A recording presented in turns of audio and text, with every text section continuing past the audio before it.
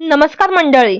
जय मल्हार या मालिकेमुळे घराघरात जाऊन पोहोचलेला दिग्गज अभिनेता म्हणजेच देवदत्त नागे. मराठीतील प्रसिद्ध अभिनेत्यांमध्ये त्यांचं देखील नाव घेतलं जातं. त्यांनी आजवर अनेक मालिका, चित्रपटातून आपल्या कामाची पोचपावती प्रेक्षकांना दिली आहे. मात्र खरी प्रसिद्धी त्यांना जय मल्हार या मालिकेमुळेच मिळाली. या मालिकेत त्यांनी खंडोबाची भूमिका साकारली होती. या भूमिकेमुळे ते अजूनच घराघरात जाऊन पोहोचले आणि त्यांच्या राज्यभरात मोठा चाहता वर्ग निर्माण झाला. आता ते मराठीसह हिंदी, दाक्षिणात्य सिनेमात देखील काम करत आहेत. आता जरी यशाच्या शिखरावर आहेत, मात्र सुरुवातीला त्यांना खूप संघर्ष करावा लागला आहे. याबाबत त्यांनी स्वतःच भाष्य केलं आहे.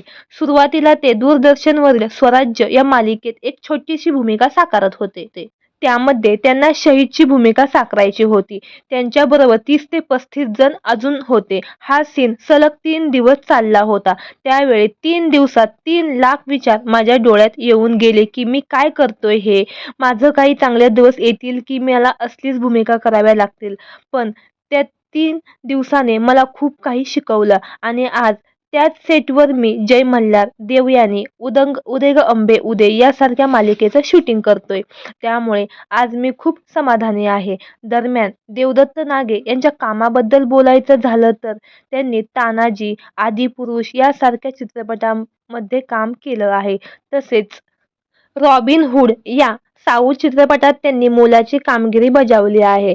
तर मंडळी, तुम्हाला देवदत्त नागे यांचा कुठला चित्रपट आणि कुठली मालिका जास्त आवडते हे आम्हाला कमेंट बॉक्समध्ये नक्की कळवा. धन्यवाद.